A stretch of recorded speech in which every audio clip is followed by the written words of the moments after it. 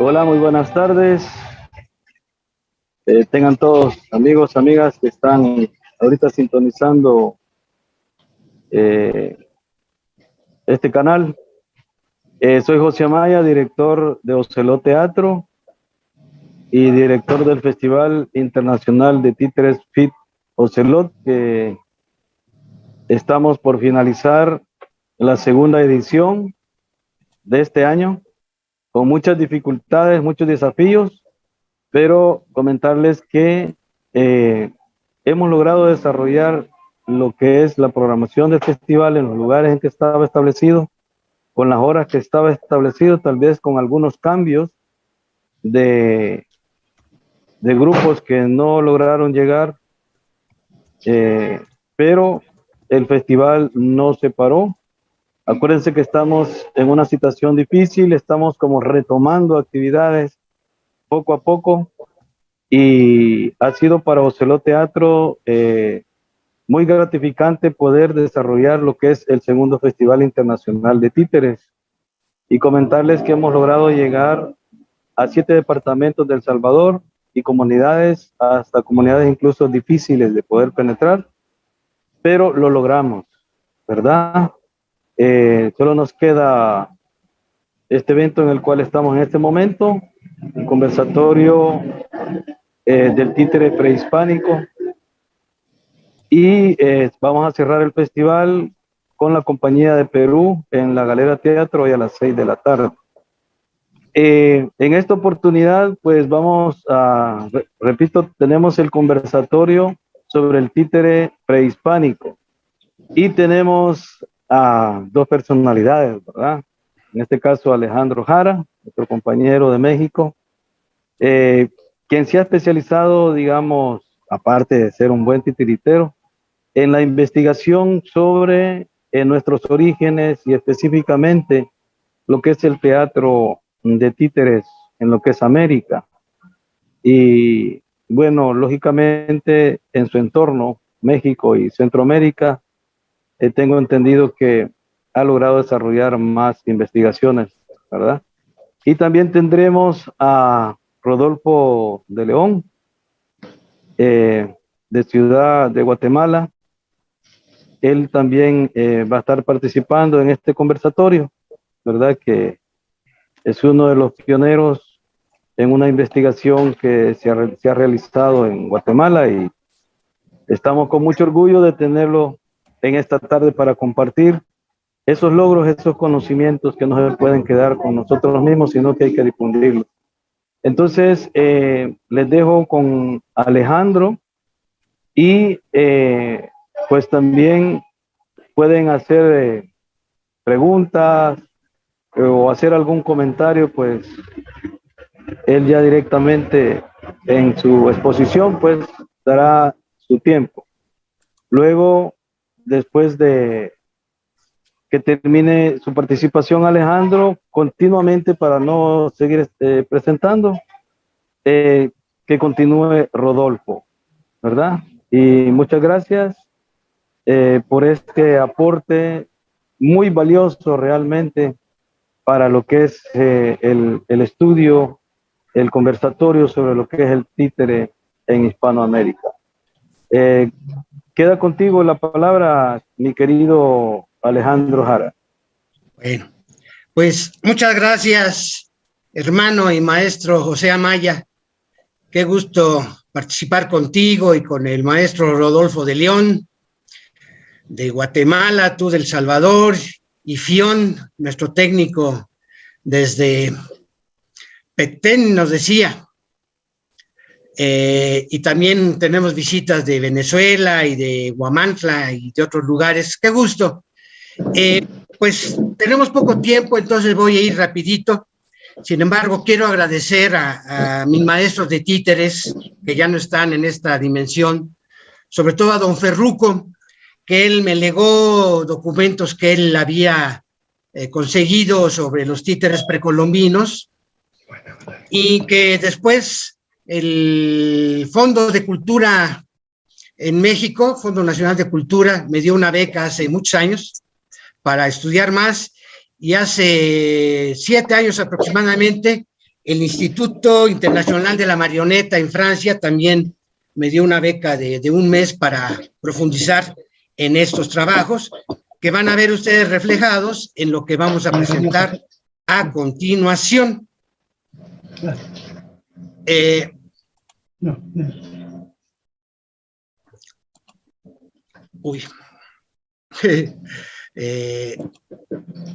Empezó mal la cosa, pero ahorita la arreglamos.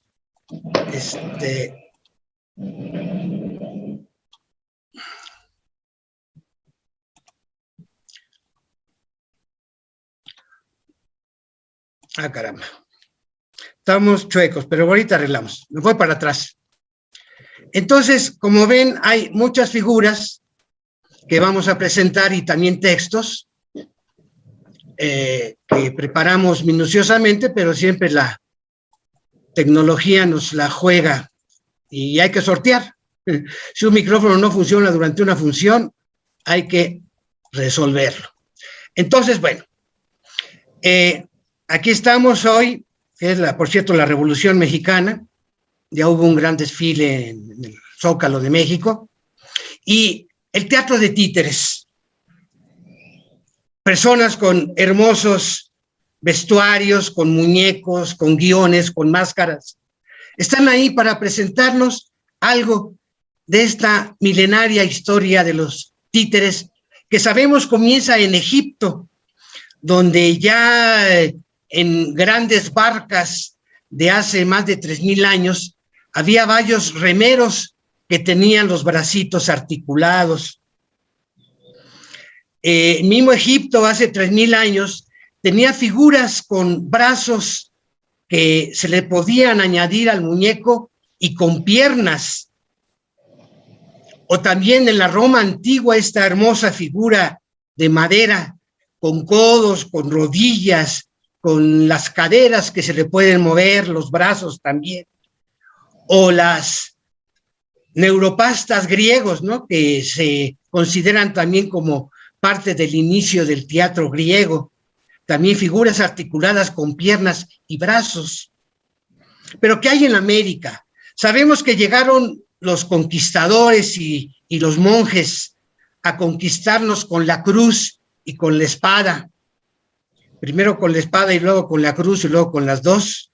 Pero sabemos que el Popol Vuh, por ejemplo, ya nos hablaba en sus inicios de que había en estas tierras sagradas mayas los hombres de palo, que fueron toda una especie de civilización, que sucumbieron y luego ya vinieron los hombres de maíz, que somos nosotros.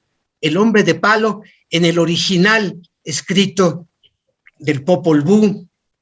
También Fray Bernardino de Sahagún, en una nómina de hombres malos, en un lugarcito que le puso a los Teoquiquixti, y enfrente pone lo que dictaron sus viejos informantes, que eran sabios tlamatine de estas tierras de nuestra América, y frente al Teoquiquixti decía, en náhuatl, pero lo digo en castellano: el que hace salir a los dioses era una especie de saltimbanqui. Entraba al patio de los reyes, sacudía su morral y va llamando a los que están adentro.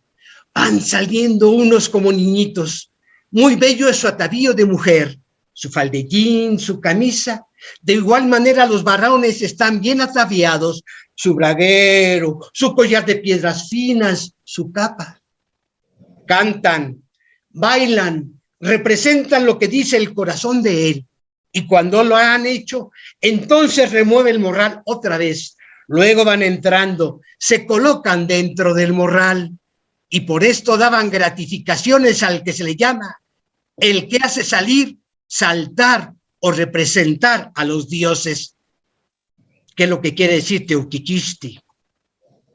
También sabemos que Sahagún nos dijo que en Tula había un personaje que entró a Tula y que sacaba un muchachuelo en la palma de sus manos.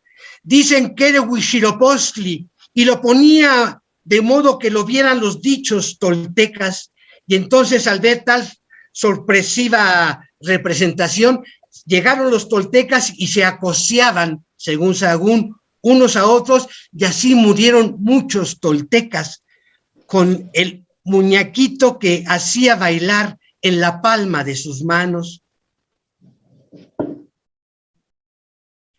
Y lo ponía danzando en sus manos al dicho muchachuelo. ¿Cómo eran esos muchachuelos? Luego, también los guerreros, los soldados, como en este caso Bernal Díaz del Castillo, nos dice que cuando fueron a perseguir a unos españoles que se habían robado el oro y tenían que traerlo para acá otra vez para repartirlo entre los amigos de Hernán Cortés, llevó en un cortejo donde había soldados, también había quien tocaba sacabuches y dulzainas, y un volteador, y otro que jugaba de manos y hacía títeres. Hace 500 años se emplea, Bernal Díaz del Castillo, esa palabra. Aquí está el texto completo. Lo anterior fue en el manuscrito, que gracias al Instituto Internacional de la Marioneta pudo sacarlo. Pero también Hernán Cortés, en una carta de 1538, échenle cuentas, decía que en Tenochtitlan, la actual Ciudad de México, había un barrio donde vivían los que hacían farsas, los que hacen juegos de manos, otros que hacen títeres y otros juegos. Y comenta que cada barrio de la antigua Tenochtitlan tenían la obligación de mantener a estos artistas que bailaban, que hacían títeres, y dice, estos gentes están y residen en estos pueblos y están el tiempo que quieren, según se los pagan, y vanse cuando quieren y como se les antoja, a donde mejor partido les hacen. O sea, que estaban un rato en Tenochtitlan y luego quizá iban a Tlaxcala y a otros lugares, eso hay que comprobarlo, ¿no?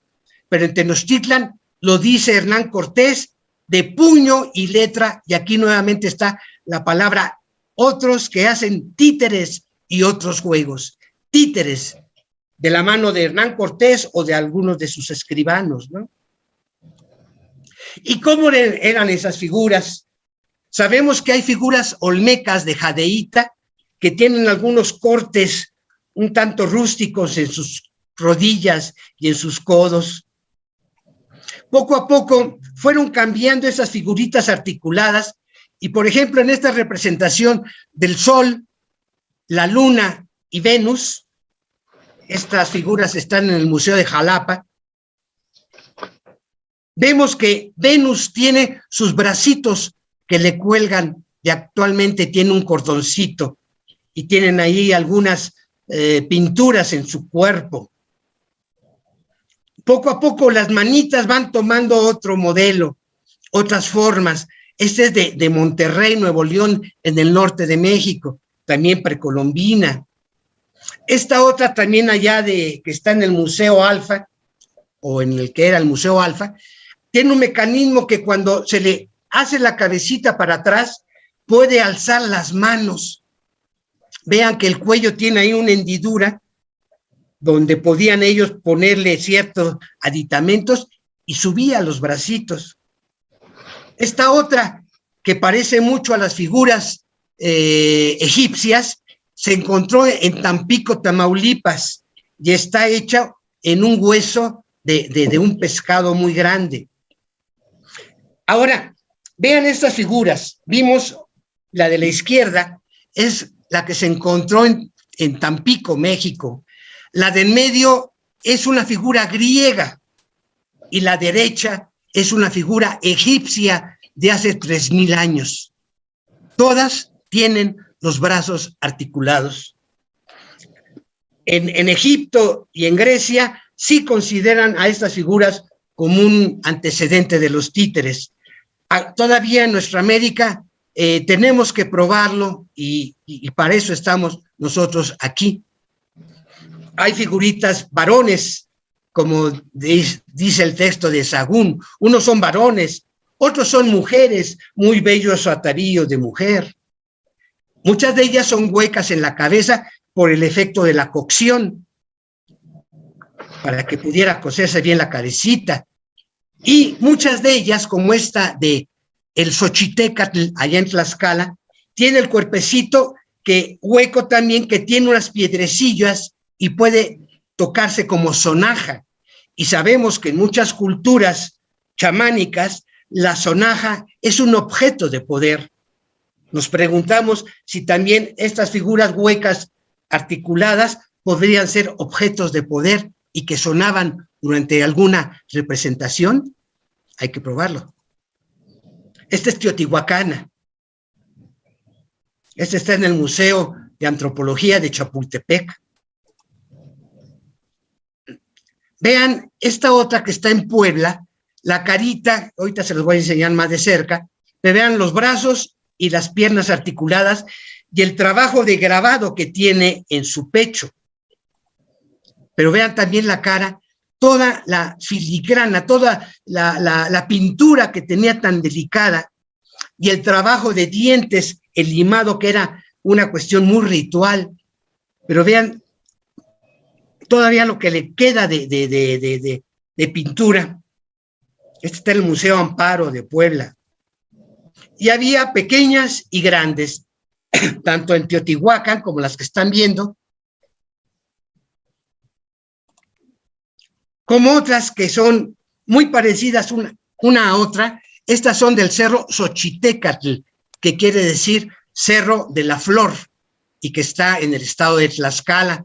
Y actualmente estas figuras, o las que quedan, porque algunas se han perdido, están en el Museo Nacional del Títere de Huamantla. Cada cultura diferente que había aquí en México, y también en Guatemala y en El Salvador, le daban algún toque característico. En el caso, por ejemplo, de estas tlaxcaltecas, vean que las manos y los pies son como muy grandes, ¿no? Los orificios muy bien hechos, ahí se ve el cordón que actualmente le han puesto los arqueólogos, y las manos y las piernas, de cierta manera como exageradas, ¿no? Pero era la tradición de esa cultura del Xochitecas, que eran olmecas xicalancas. Y vean lo parecido unas de otras, que uno se pregunta, ¿había molde? No sé qué piensen ustedes, luego me dicen, porque también, digamos, estas figuras teotihuacanas que están en el Museo Anahuacalli, que formó Diego Rivera al sur de la Ciudad de México, también se ven que son idénticas casi. Entonces se pregunta uno, ¿habría moldes? Y en esta figura totonaca, que tiene brazos articulados, que está en el Museo de Jalapa, en Veracruz, vemos que junto a esa figurilla hay también este otro objeto. Si vemos primero una, vean el collar. Aquí está la otra, vean la huella del collar y vean las dos figuras juntas. Entonces, empezamos pues si no a descubrir, sí a sacar en claro que estas figuras también las hacían en molde. Así está representado hace algunos años que sacamos la fotografía allá en el Museo de Jalapa, muy bello, por cierto. Aún las figurillas, además de moverse las piernas, los brazos, también la cabecita tenía articulación, también los aretes o zarcillos tienen pequeños movimientos, y lo más importante es que aquí, en el tocado, en esa especie de sombrero, ven ustedes un par de ángulos que se entrecruzan. Ese es el símbolo del movimiento, de Olin. Entonces, esta figurilla totonaca, que también tiene un trabajo dental de limado, mueve brazos, mueve piernas, mueve los aretes y también la cabeza se le hace para atrás y puede moverla. Y toda ligada al movimiento. Figuras totonacas, donde están las figuras sonrientes, maravillosas, que Octavio Paz tiene un libro sobre esas figurillas sonrientes. Y bueno, vemos, hay algunas, por ejemplo, esta que está en el Museo de Antropología de Chapultepec, que es teotihuacana, está el orificio donde podía amarrarse la cabecita. Esta otra que hace algunos años estaba ahí mismo, pero que ya yo creo que la pusieron en bodega. Vean cómo atrás de la espalda tiene un orificio donde le han amarrado una cabecita, que por cierto es de un color diferente al resto del cuerpo. Esa es muy pequeñita, tendrá 8 centímetros. Y ven a esta otra, qué movimiento tan bello tiene. También está en el Museo Amparo de Puebla.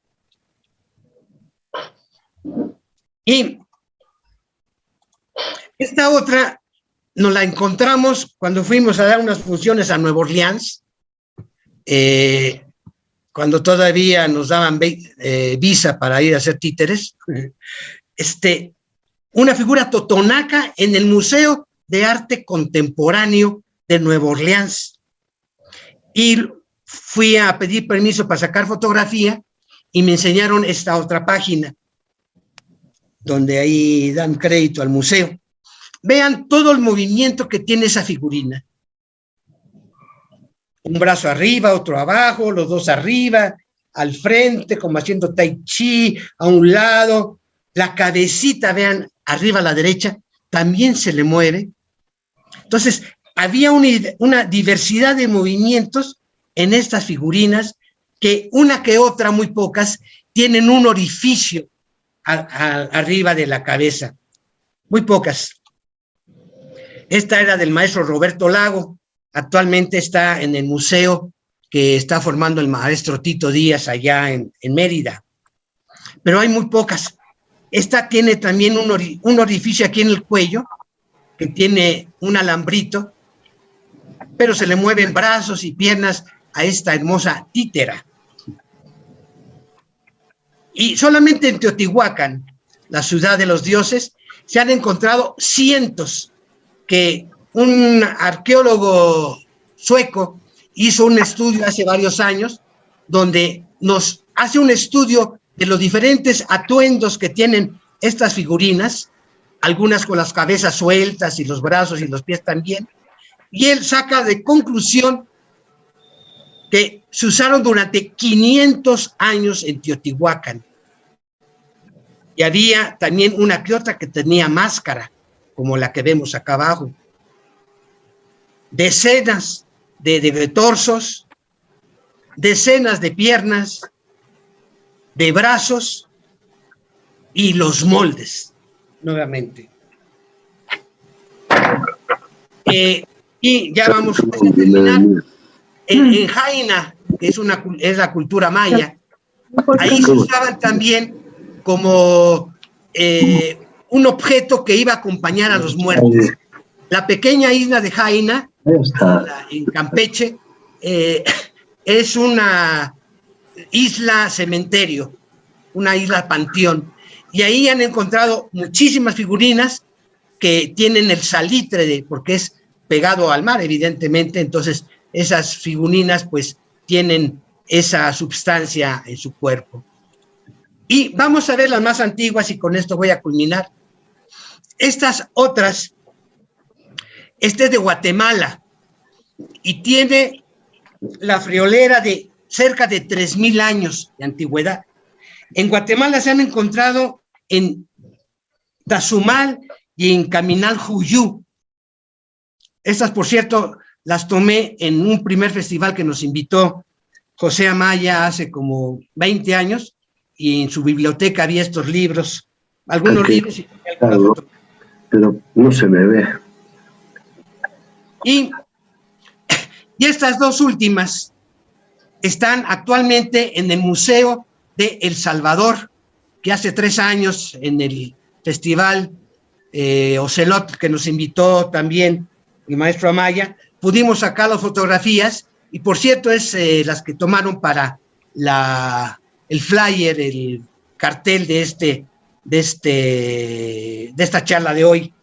Estas figurinas de El Salvador son de Atiquizaya y de Chalchuapa, que es el preclásico tardío, que también es aproximadamente 1000 años de esta era, o sea, 1000 años del área anterior, perdón, 1000 años antes de Cristo, más los 2000 que llevamos actual. Estas figurinas son casi tan antiguas como las figuras de Egipto y son hasta este momento las figuras articuladas más antiguas de Mesoamérica. Y por ahí dejo la charla porque ya me pasé mis 20 minutos. Si alguien tuviera algún comentario o alguna preguntita. Yo quiero saludaros desde Madrid. Hola. No sé si escucháis. Sí, te escuchamos, Tatán. Soy Tatán. ¿Qué tal estáis, amigos? Me acabo de incorporar porque llegué ahora a casa y vi el mensaje de José de que había esta interesantísima reunión, pero veo que llegué un poco tarde y creo que voy a pintar poco, pero me encanta escucharos y saludaros y no sé, comentar cómo os va todo. Y no se me ve, se me sigue sin ver, ¿no?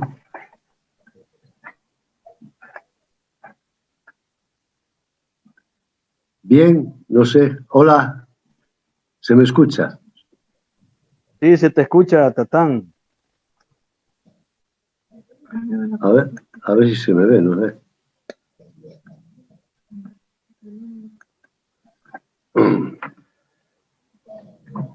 Bueno, yo simplemente deciros, hola Rodolfo, ¿cómo estás? Hola Tati, querido. Tú eres un gran pintor y aquí yo pinto poco, pero quería deciros que me interesaba muchísimo esta reunión. No sé si ya hablasteis todos, o vais a hablar, o vais a comentar algo. Ya fue la participación de Alejandro y ahora me toca a mí, pero por suerte esto está quedando grabado y lo vas a poder ver completito. Vale. Y tú, aunque digas que no pintas, siempre llenas de color todo, Tati, así que no te preocupes. Muchos besos de todos para ti. Gracias, compañero. Te escucho entonces. No sé si vamos a abrir la sección de preguntas para Alejandro.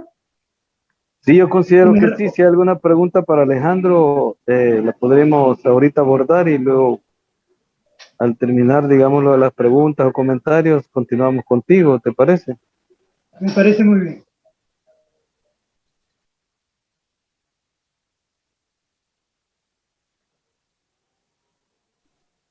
Pues escucho si hay preguntas.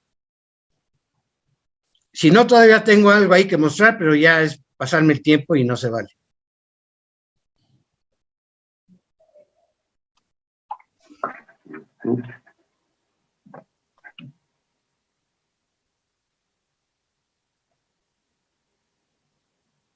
Si en caso no hubieran preguntas, pues aprovechemos si tienes algo más que compartir. Sí, bueno. Esto es de un libro que aún no sale publicado, que ha tardado muchos años. Espero que ya pronto salga a la luz. Déjame encontrarlo. Y que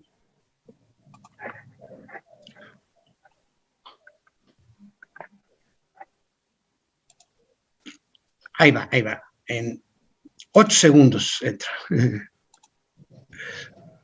Bueno, entonces, las figuras articuladas que hemos podido catalogar se encuentran donde están los diferentes números que están muy pequeñitos ahí en la imagen. No la puedo hacer más grande. Pero ven, ahí está la parte de México, de Honduras, de Guatemala, de El Salvador. Y todos esos numeritos son figurinas articuladas como las que hemos presentado. Y la más lejana está en Esmeraldas, allá en Ecuador.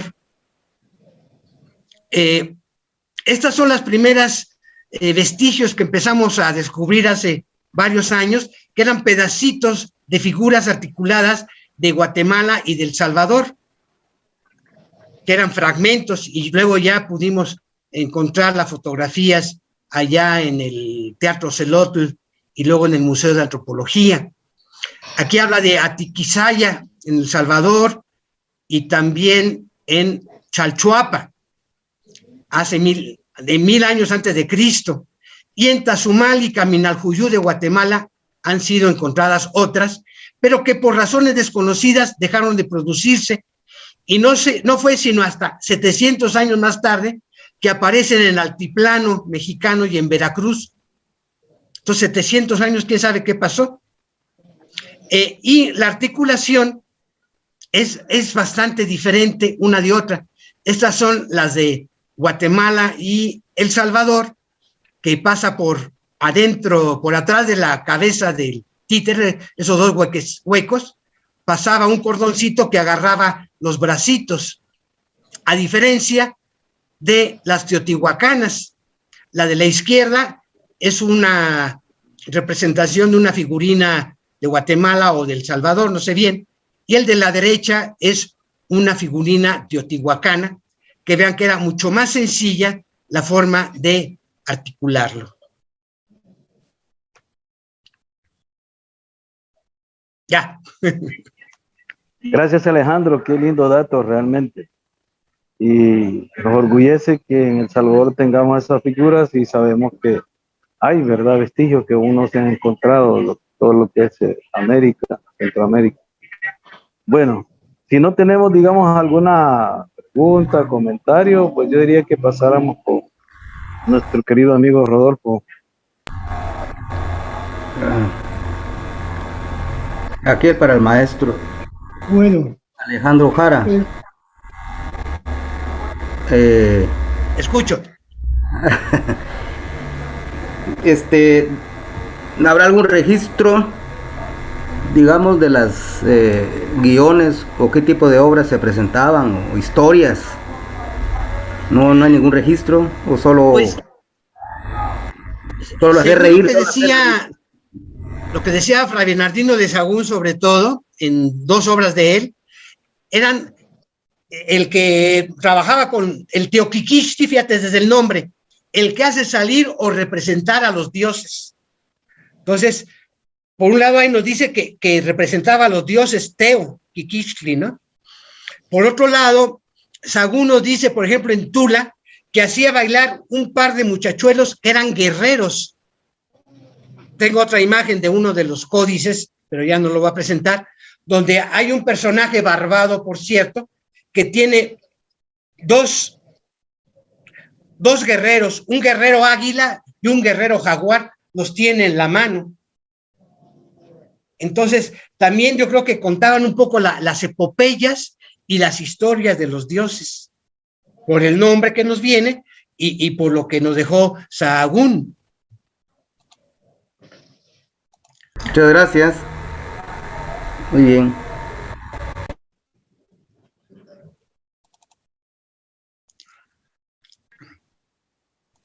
Fofo. Bueno, pues gracias por la oportunidad. Para mí es muy especial este momento porque, bueno, desde la intervención de Tati, desde España, la presencia y la invitación tuya, José, del festival, y de Alejandro, pues de alguna manera fueron una influencia para hacer esta pequeña investigación, ¿verdad?, que se dio a través de una vergüenza deportiva, por decirlo de alguna manera, ¿verdad?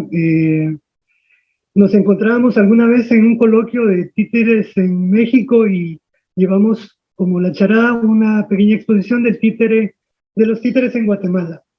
Pero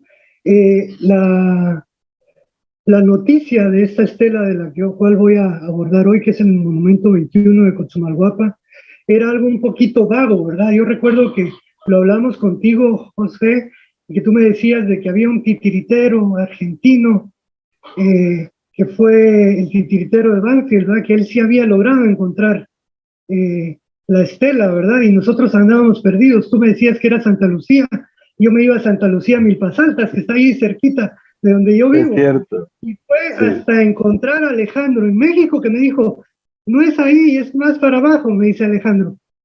Es en Santa Lucía, Cotzumalguapa. Y entonces, en este momento cierro ese pequeño triángulo hermoso de tenerlos aquí a todos presentes. Además, con la suerte de que, aunque no me lo crean, ahorita estoy en el lago de Atitlán, ¿verdad? A la vuelta de, aquí en la sede de los compañeros de Chumbala Cachumbala, que hasta me prestaron sus piezas de jade, de donde se hicieron las réplicas del monumento del cual vamos a hablar ahora. Entonces, son cosas muy lindas, mágicas que van pasando, ¿verdad?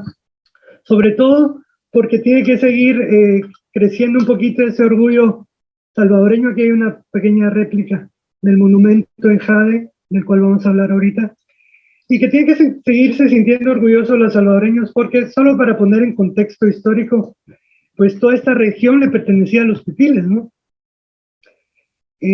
No fue hasta la alianza cachiquel española que se logró desplazar a los pipiles de lo que hoy es Santa Lucía, Cotzumalguapa o Escuintla, ¿verdad? Es lo que se conoce como Escuintla.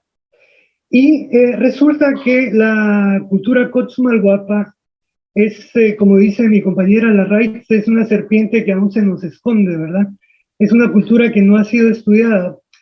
Sabemos mucho de los olmecas, de los toltecas, de los mayas, incluso de los pipiles, pero de la cultura Cotzumalguapa se sabe muy poco. Entonces, lo lindo o lo hermoso de esta pequeña investigación de la cual partió Larraitz es más arqueológica, ¿verdad? A diferencia de esta exposición tan linda que nos plantea Alejandro del movimiento de unas figuras, vamos a hablar de algo que está completamente petrificado en una estela, pero que también se va a mover en nuestra cabeza. Entonces, para ponerlo en el contexto histórico, pues esa región pertenecía a los pipiles de lo que es actualmente El Salvador, ¿verdad? No me extraña que esas figuras articuladas sean más antiguas, ¿verdad? Justo detrás de mí, donde estoy yo, hay un dios importado desde México que es, para los mestizos es Mashimón, pero para el mundo indígena no es más ni menos que Rilajman, ¿verdad? Y en la actualidad los jóvenes, cuando están en edad de merecer o de formar un hogar, tienen que hacer una prueba y tienen que hacer una travesía por todo el campo y regresar con tareas de leña y con frutos, ¿verdad? Toda esta área de acá era el área más rica del área pipil, porque acá se cultivaba el cacao, ¿verdad? Hay unos anuncios ahora en internet que dicen, el dinero no crece en los árboles. Pues déjenme decirle que hace 500 años sí que crecía el dinero en los árboles, ¿verdad? Y era de los salvadoreños, ¿no? Era guanaca la moneda. Y estos comerciantes se iban hasta el mismísimo Tenochtitlan a vender sus piezas de jade. Y así trajeron este dios importado que hasta la fecha es muy, muy importante. Y hablo de esto porque en todo el contexto mesoamericano, así como para la Biblia podríamos hablar de un paraíso, siempre hay en el área mesoamericana un árbol de la vida, un árbol, una estampa florida donde hay muchas aves, hay enanos, hay plantas de cacao, que tienen dibujitos y que vienen sonriendo en el aire, ¿verdad? Entonces no sé si vamos a pedirle a mi paisano Chapín que empiece a lanzarnos las primeras imágenes que tenemos ahí en el archivo para continuar con la charla.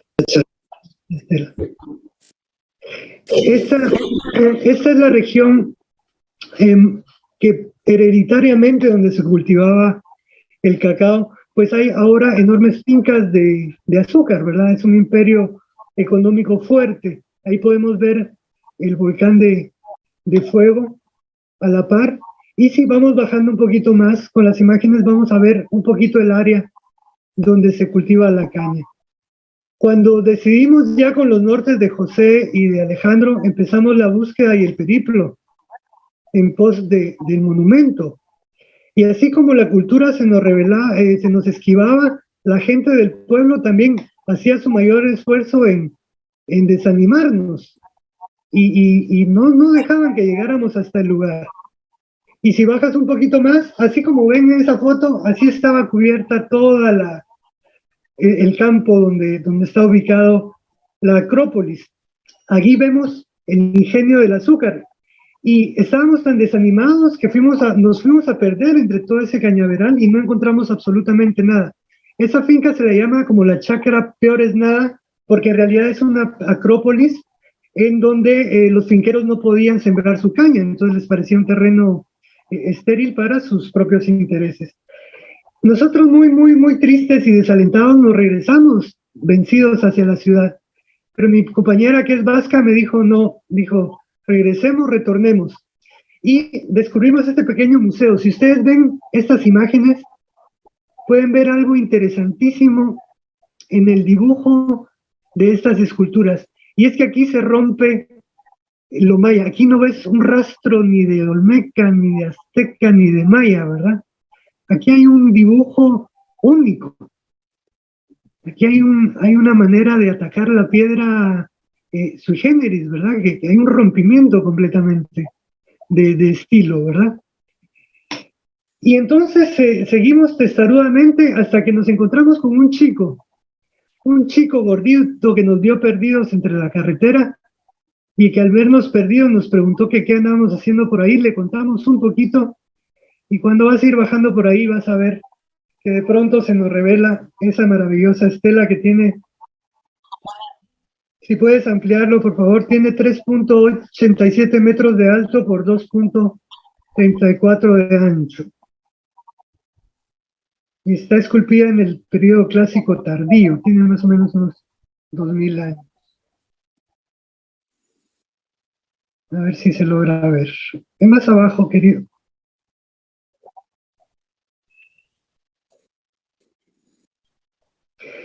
Y este chico se quedaba maravillado de ver nuestro interés y decía, sí, mucha gente viene acá.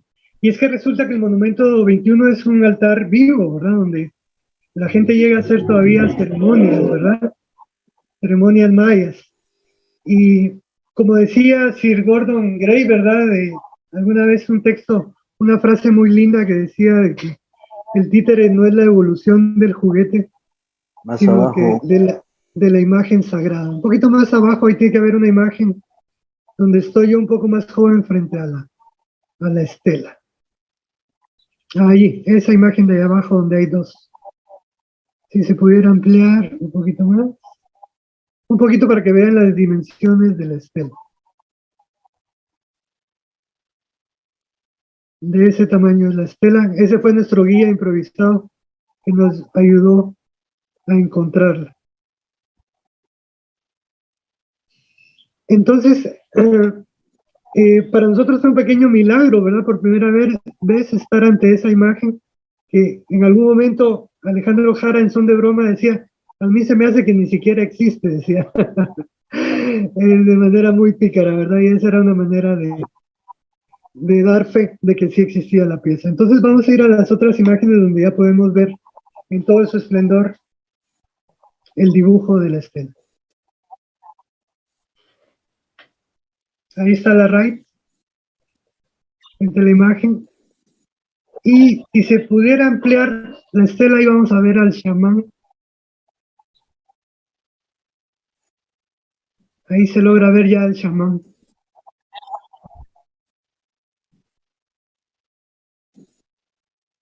La figura central con su títere allá del lado izquierdo de la pantalla. Lo que podríamos decir hoy es un títere, pero en realidad no me atrevería a decir que era un títere, sino una imagen ritual de una parafernalia sacra, ¿verdad? Entonces me gustaría abordar la estela en su conjunto, si nos vamos ya a las imágenes de adelante, donde ya viene el dibujo propiamente, para que lo podamos apreciar. La imagen tiene un personaje central, que es un danzante. Si bajas un poquito más ya están los dibujos, porque aquí esta es la foto propiamente, o si quieres ampliarla, ahí está, eso, y ahí si la puedes ampliar te lo voy a agradecer. La figura número 1 es el personaje central, que está ahí, que es el danzante, que como lo pueden ver tiene los pies hacia un lado y la cabeza girada hacia el otro. Tiene unas rodilleras, lo que significa que era un jugador de pelota. Y en todo lo que ven adornado ahí, con flores, cabezas de cacao, quetzales, es la imagen del mundo florido. La figura número 2 que está a la derecha es la anciana, que abajo tiene un canasto con juguetes, con muñecos, como los que describía Alejandro.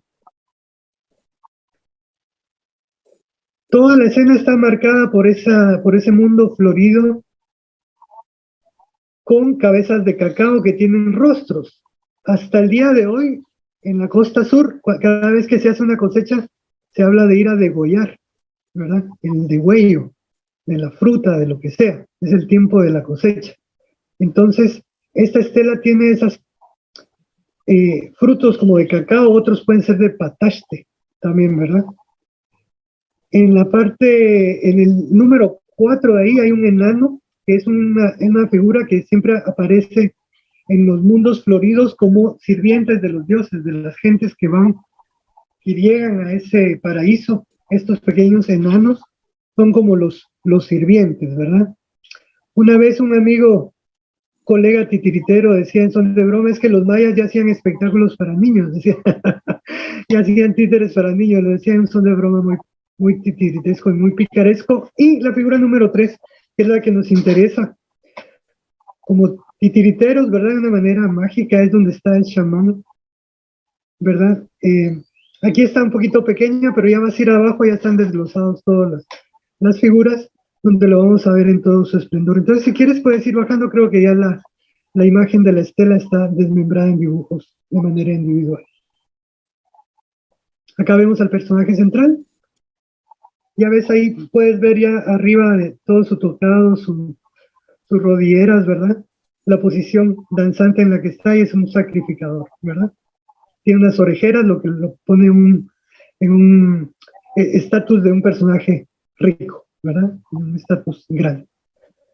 Entonces vamos a ir bajando a la otra imagen para ir viendo los diferentes personajes. Ahí está el enano, este es el enano, se habla de Moctezuma, ¿verdad? Que tenía una especie de zoológico, y dentro de sus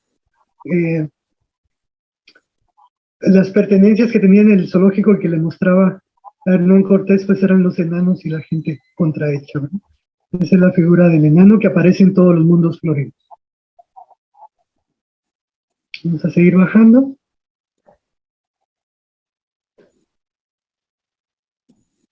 Ahí tenemos a la abuela, que es la gobernante, y ves que tiene un canasto abajo con regalos terrenales, dentro de los cuales están las cabezas esas del cacao, del corte, del degüello. Hay unas muñecas muy lindas que están ahí en un cesto, y está en su trono.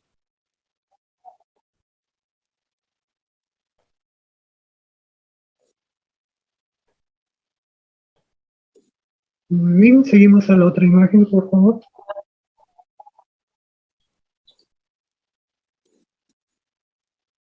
Esta es la figura, la foto de la figura del títere con sus manitas abiertas. Esa es la talla en bajo relieve, que es una delicia. Pero vamos a bajar al dibujo para verlo en detalle.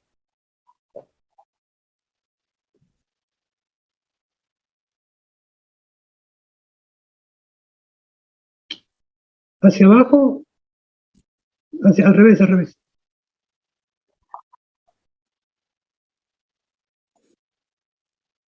Dale más, dale más, dale más.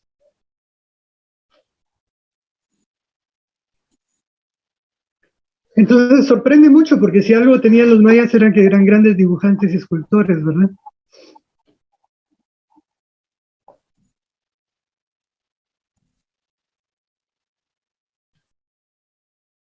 Parece que ya no hay más. ¿Ya no hay más? Dale con fe, hay que tener fe. Ahí viene, mira, esa es la Acrópolis, ahí es donde está la finca actualmente, y si sigues bajando ahí te van a seguir apareciendo imágenes. Esa es la Acrópolis donde está actualmente sembrado. Ahí está la estela completa. Y si pudieras ampliar ahí vamos a poder ver al chamán, que está al lado izquierdo. Dale más, dale más. Ahí lo vemos, ya empieza a asomarse al lado izquierdo de la estela, con su lengua de pedernal. Ahí viene ese personaje, que es el que nos interesa. Entonces lo ves, está tocando un tambor con un hueso de fémur. No sé si se puede ampliar más, o es mucho abusar para verlo bien. Y ahí está, tocando el tambor con un fémur y la figura calzada en su mano a la izquierda. Bájalo un poquito, por favor.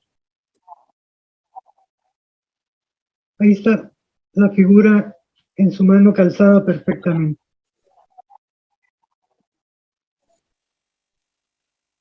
Súbele un poquito, Filas.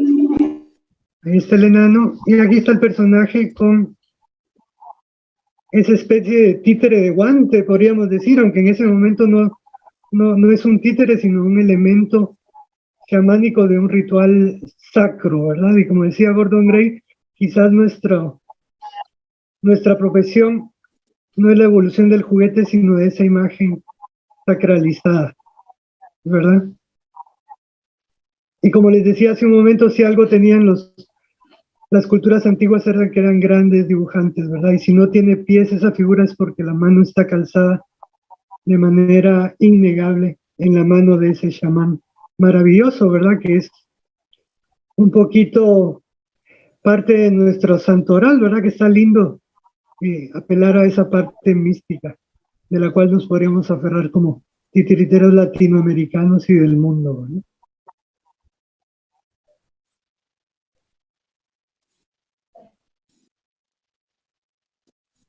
Esas son otras piezas encontradas en la Acrópolis. Y algunas de esas están en Alemania, en los museos. Hay unos dinteles hermosos que están en Alemania. Y bueno, toda esta investigación es del señor Chinchilla, de Lee Parsons, de la señora Pepe Noe, ¿verdad? Y estas son, mira, esa foto es de los jóvenes que van a hacer ese ritual que te digo, que los mandan a hacer su tarea de leña y regresan con los frutos. Si ellos tienen fe, los frutos maduran, y si no, se pudren. Y es interesante porque en Semana Santa la iglesia la adornan con 2 grandes palos y le tiran lazos, y está llena de cacao. Entonces es muy lindo ver al Cristo atrás y adelante esa alfombra de frutos maravillosos que aparecen en ese mundo florido de la estela del Monumento 21.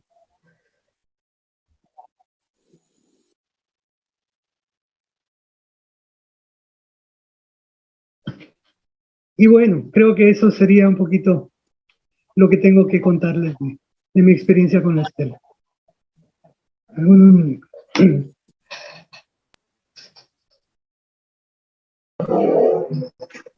Bueno, Fofo, bien interesante también tu exposición. La verdad que muy lindo hacer el recorrido y la investigación que ustedes han hecho. Y en lo que ibas contando, pues recordaba cuando Alejandro mencionó allá por el 96 lo del titiritero maya, como se le conoce hoy, ¿verdad? Y bueno, si hay alguien que tuviera algún comentario, pregunta para Fofo, pueden hacerlo.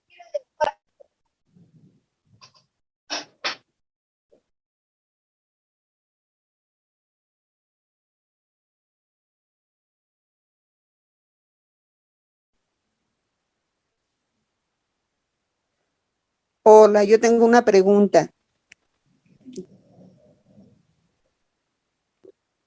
Bueno, ¿sí? ¿Me escuchan? Sí, se te escucha. Hola. No logré ver bien lo que tiene el personaje en la otra mano. No donde tiene el títere, digamos, de guante, sino en la otra mano. Tiene un fémur. Porque yo he visto o se ha deformado a lo mejor la imagen en que se supone que tiene un personaje pájaro. Y ahorita que lo vi... Ese es un quetzal que está entre el tambor y la parte de abajo. Fíjate que hay muchos quetzales y aves. Hubo en una de las revistas, no recuerdo cuál de estas revistas especializadas de títeres, no sé, se me va ahorita el nombre, alguien de Oaxaca, un arqueólogo oaxaqueño, se aventuraba a decir que eso era un títere a propulsión. No sé qué querrá decir él con eso a títere a propulsión, me imagino algún tipo de gancho. Ahí abajito, a ver si podemos ampliar la imagen. Mira, está justo a la parte de la mano, donde está tocando el tambor, la mano donde no está el títere. ¿Ves? Ahí hay un quetzal. Ajá, sí, sí. Que está casi yendo en dirección a la axila del personaje central, digamos. Él proponía que era un títere de propulsión, me imagino que una especie de gatillo que se movía. A mí me parece un poquito aventurado, ¿verdad? Aunque podría ser, ¿por qué no serlo, verdad? Pero lo que sí quisiera yo recalcar es que en ese momento no podemos hablar de un títere, ¿verdad? Estamos hablando de una imagen, de un momento sacro, donde no es un espectáculo, ¿verdad? Es un ritual, propiamente. Entonces, él hablaba de un títere a propulsión, me imagino, un tipo de gatillo que lo hiciera moverse. Más yo sigo apelando a ese mundo florido donde el quetzal, pues, es uno de los, y el colibrí, estos pájaros, pues, son símbolos icónicos, pues, de la riqueza y de la espiritualidad. Pero lo que tú me preguntas es un fémur. Con el fémur está tocando el tambor. Un fémur humano, además. Ah, ok, gracias. Oye, felicidades, gracias por esta cátedra.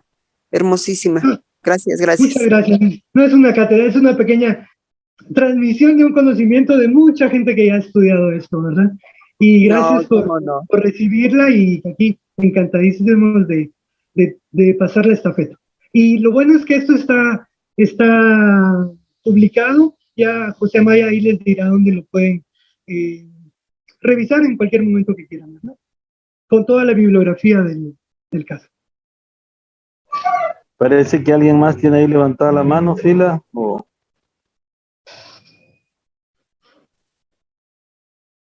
No, ahorita no veo ahí.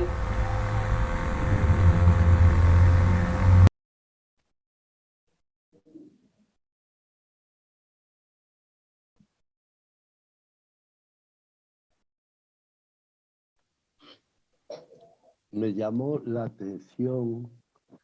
Bueno, si no hubieran más preguntas, la verdad que... No sé ¿Hay alguien si más? se me oye. Sí. Tati creo que está hablando. Mira, me llamó la atención la boca de ese hombre que sujeta el títere, que tiene el pájaro, que tiene como una lengua alargada, que me da la impresión... Tati, me llamó... fíjate que no es una lengua, es una piedra.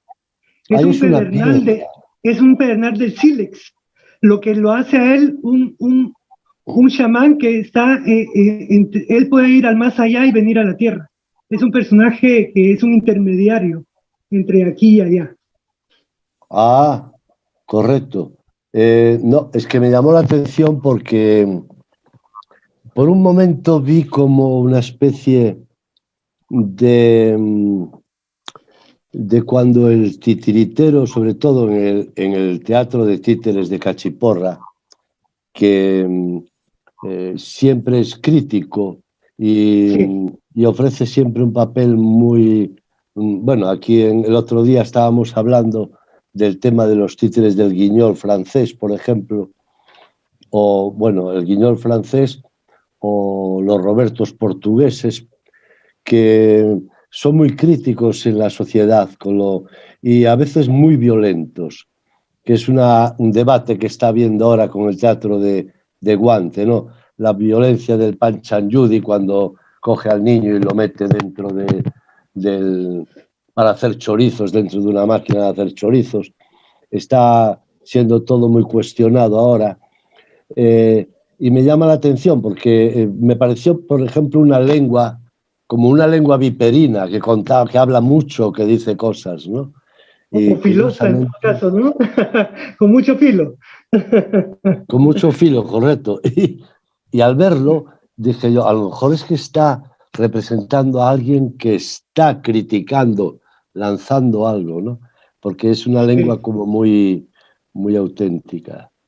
Pero bueno, fue una opinión mía desde mi punto de vista del desconocimiento y es lindo, de los mayas. lindo apelar a esas metáforas porque de alguna manera los titiriteros, pues eso hacen, ¿verdad? Con la inocencia aparente de esos muñequitos de trapo y madera, pues metemos el filo, la espada nuestra dentro de una crítica social, ¿verdad? Y Correcto. no me extraña que el títere de Cachiporra sea duro, porque es un reflejo de una humanidad dura, ¿verdad? Que desgraciadamente no ha cambiado, ¿verdad?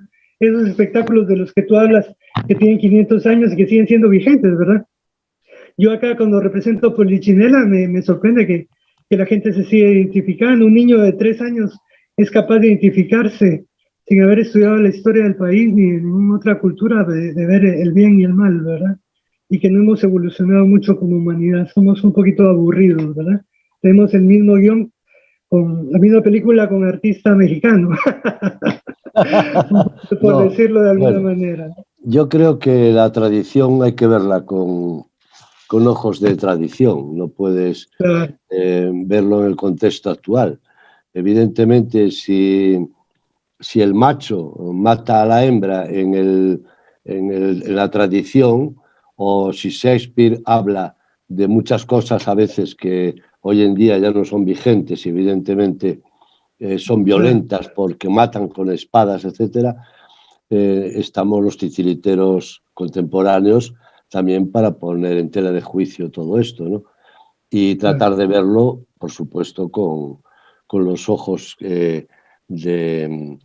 históricos. Es decir, yo el Panchan Judy a veces, el otro día vimos uno en Portugal en un festival y me pareció violentísimo, muy violento, visto con los ojos de ahora. Y el maltrato que hacía de la mujer, el macho, el hombre, ¿no? Y bueno, pero al mismo tiempo, por momentos la gente se reía muchísimo y decías tú, ¿qué está pasando aquí, no? ¿Cómo se pueden estar riendo de una situación tan dura? Pero claro, al mismo tiempo yo consideraba que había que verlo como una tradición histórica pasada. Es decir, tienes que tener esa opción, ¿no? de poder verlo de esa manera, porque realmente hay algunos que hoy en día ya no se pueden ni tolerar, por decirlo de alguna manera. Claro. Me llamó la atención nada eso, que la boca que tuviera esa lengua, y dije, a lo mejor es que él le está cantando a las 40 a alguien. De alguna manera sí.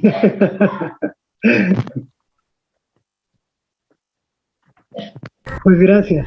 Tenemos una pregunta del maestro Tito Díaz de Mérida, si ya se ha protegido la estela o si el gobierno de Guatemala ya ha intervenido.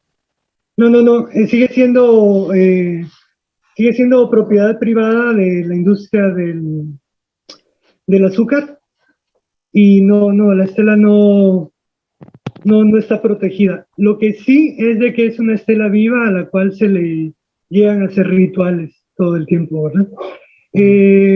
Desgraciadamente el gobierno de Guatemala no tiene ningún interés en la cultura en general y mucho menos en el teatro de títeres, ¿verdad?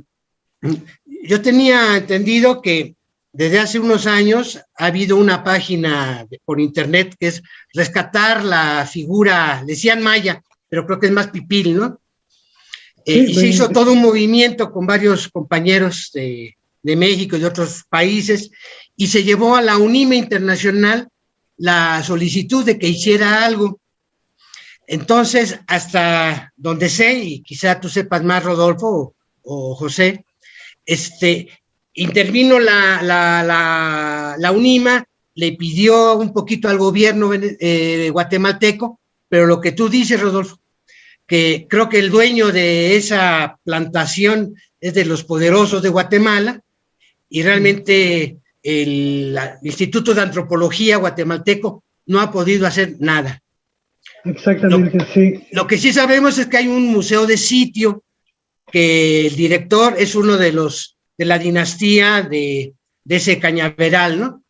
Pero Sí, mira, todavía lo que sí es que la empresa apoya todos los, justo con una universidad en Estados Unidos, Chinchilla, que es uno de los investigadores de acá de Guatemala, y una universidad de Estados Unidos están todo el tiempo pues haciendo las investigaciones del caso en toda esa área, ¿verdad? De vez en cuando la empresa pues los apoya con la grúa esa que te asombraba tanto de cómo habían tomado la fotografía a ti, ¿verdad? Ese tipo de apoyos, pero no hay una protección porque justo está en un área de cultivo, entonces pues ves que la caña para cultivarla pues se quema, ¿no?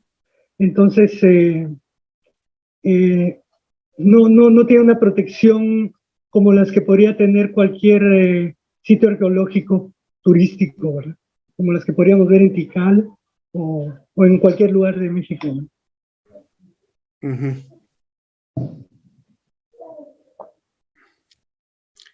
Yo tenía unas imágenes que tenían que ver con esto, no sé si tengamos tiempo, José. Tiempo hay. Bueno. Solo depende de... Entonces, a ver si ahora sí puedo. Esta figura es de la Mixteca Alta, en Oaxaca. Es bastante posterior a la figura de Santa Lucía Cochumalhuapa, pero el personaje que tiene, en este caso, en la mano izquierda, o sentadito en su mano derecha, forma parte de una lámina del Códice Nutal, que también está en Alemania, donde hay varios personajes que están presentando un ocelote, plumas, un pedernal, una aguililla, una alhaja de oro y este objeto, que ya se me fue. Uy, perdón. Bueno, entonces, cuando hace uno comparación con lo que nos mostró ahorita Rodolfo, esa figurita es de la investigación de Larrains, también Parsons nos da esta imagen de dónde estaba ese monumento 21, estaba en el aposento principal de Santa Lucía Cochumalhuapa, era pues llamémosle monumento principal, donde la gente que pasaba por ahí lo veía. Entonces uno hace la comparación y hay muchas similitudes, el taparrabo, el collar, en el caso de Santa Lucía Cochumalhuapa tiene un pedernal y en el caso de la Mixteca no, pero vean el muñeco, sobre todo el títere de la mano derecha del compañero de Guatemala, ¿no? El oaxaqueño no tanto, todavía hay un poco la duda, ¿no?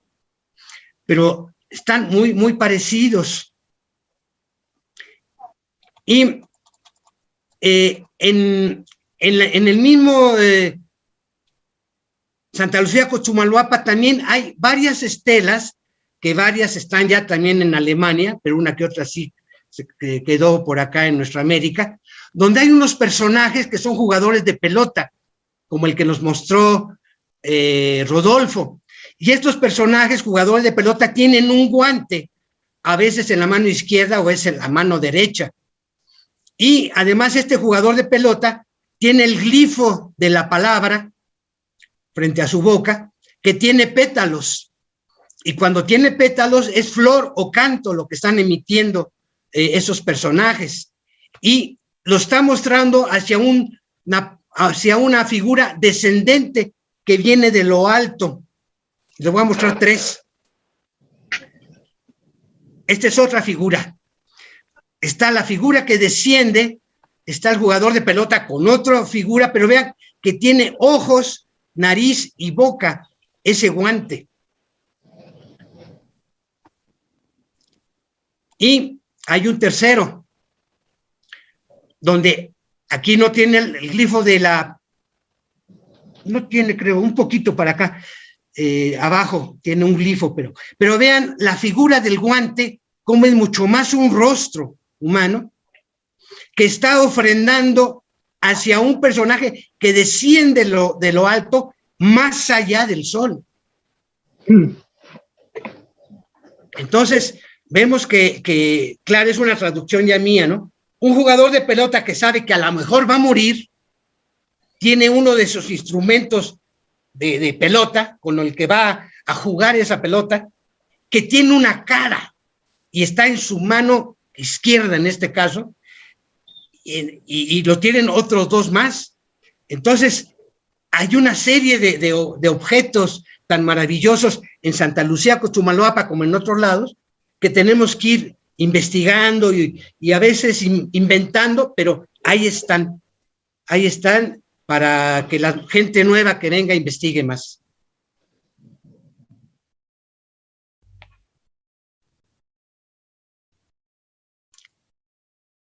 No te oyes, José. Hay una pregunta ahí que leí que alguien hacía y consultaba de qué acciones hacía o tenía el chamán. En la estela es un intermediario, ¿verdad? Las acciones de un chamán, bueno, me imagino cualquier liturgia, ¿verdad? Interceder entre el cielo y la tierra, ¿verdad? Ahora, ¿qué hacía el chamán propiamente con lo que podríamos decir un títere? No puedo aventurarme, porque verdad, me imagino parte de los códigos físicos que haría a la hora de su ritual, ¿verdad? Pero no hay nada, no hay ningún registro de qué Ahora, es lo que hacía. Acá en un pueblito que se llama, ya se me fue el nombre, en el estado de Hidalgo, San Pablito Pahuatlán, ahí todavía actualmente un chamán que va a quitarle una enfermedad a alguien que tiene algo, le pide que traiga unas figuritas recortadas en papel amate, un papel de árbol que yo creo que ustedes han visto, y hay figuras blancas y figuras oscuras.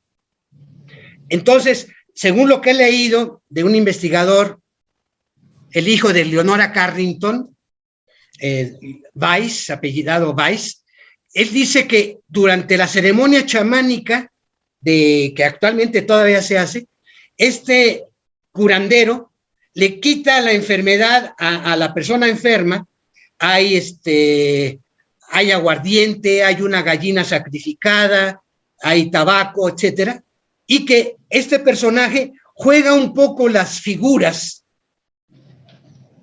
con el enfermo y supuestamente, y hay esa imaginación, el enfermo le da a estas figurinas recortadas en papel amate, buenas y malas, con características humanas y de dioses, le da la enfermedad y a la mañana siguiente el enfermo, si es que puede, o algún familiar, van a tirar eso a una barranca para que se vaya la enfermedad. Y esto se hace en San Pablito Pahuatlán, acá en México. Qué lindo ritual. Bueno, compañeros, no sé si hay alguna otra pregunta por ahí. Solo decirles que ha estado interesantísimo la ponencia de cada uno de ustedes. La verdad que me siento muy contento de poder abordar estas temáticas y me doy cuenta que es mucho más importante todavía que continuemos con esta labor, más que todo tú, Alejandro, que sos el gurú en esta área, Fofo también, que ha participado, ha puesto su empeño y logró dar con la estela del titiritero maya, como se le ha nombrado, ¿verdad? Sin tener una reunión y acordar, sino que se ha ido dando, entonces hoy reconocido como el titiritero maya, la estela del titiritero maya. Entonces, Fofo Larraín, pues, lograron eso y felicitaciones. Y todo por las menciones que nos hacía Alejandro, ¿verdad? Desde hace más de veintitantos años. Les agradezco mucho, la verdad. Es grande el trabajo que ustedes hacen. Les felicito y muchas gracias también por las personas interesadas. Y como dijo anteriormente Rodolfo, qué bueno que va a quedar grabado y lo podemos compartir, ¿verdad? Esta, ujú, este videito que va a quedar. No sé, el tiempo pues lo sobrepasamos, pero no hay problema, todo muy bien. No sé si tienen algunas otras palabras antes de despedirnos. Nada, agradecerles a todos, nada más, y muchos éxitos en el festival. Y hay una pregunta de Paloma. ¿Se puede decir que el titiritero prehispánico poseía un carácter sacro? Definitivamente. Estoy de Sin acuerdo. lugar a dudas.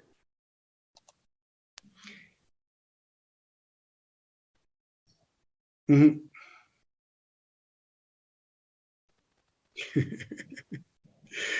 Sí, y un poco esta labor chamánica de los titiriteros antiguos es lo que a muchos en la actualidad nos están dando como herramientas para trabajar en el presente con el títere como un objeto de sanación terapéutica, más allá de la vanidad del titiritero que apláudanme, para ayudar, para servir, sobre todo en estos momentos de transición planetaria que somos otros a hace 2 años. La gente necesita mucho terapia y el títere la da. Entonces, creo que es una invitación aquí y ahora para los titiriteros actuales y los del futuro, para que utilicemos más nuestra herramienta títere, como lo han hecho desde Santa Lucía Cochumaluapa, desde Teotihuacán, desde los toltecas, desde los egipcios. Ahí tenemos un instrumento de poder. Sí, Alejandro, tienes muchísima razón. No solo eso, la verdad es que a través de los títeres podemos contar hoy en día historias comprometidas, historias que hablen de solidaridad, de encuentro, de la necesidad de construir un mundo mejor, de hablar de la ecología, de la necesidad también de construir nosotros quizás nuestros propios títeres con elementos ecológicos para que sean realmente comprometidos, ¿no?, con todo lo que está sucediendo en el planeta. Y me parece genial la idea que estás exponiendo. Creo que nuestra responsabilidad, sobre todo porque acudimos muchísimo al mundo infantil, donde los niños se están formando, donde las niñas crecen con los niños y donde la igualdad de género tiene que ser necesaria. Y eso solo se puede apreciar a partir de esas edades. Si conseguimos llegar a ellos con nuestros títeres y contar historias que les interesen y que sean comprometidas, probablemente estamos contribuyendo a un mundo mejor. Gracias, Tatán. Gracias también a Gabriel de Venezuela, Grupo Chimpete Chámpata, a Rocío Juárez desde Huamantla, el Grupo Machincuepa, Paloma, no sé qué grupo sea, Tatán desde allá, desde España, y Rodolfo desde Guatemala, José desde Salvador, mi persona desde México, y ahí andamos. Fion, muchas gracias, hermano. Que se repita. Muy bien, agradecemos a todos, ¿verdad? Pilas que nos apoyó también en esta parte, pues. Y nuevamente, Alejandro, Rodolfo, gracias por compartir este conocimiento que ustedes tienen. Y como dice Tatán ahorita, sí hay que seguir, nos comprometemos a seguir. Bueno, entonces concluimos. Gracias nuevamente y hasta una próxima.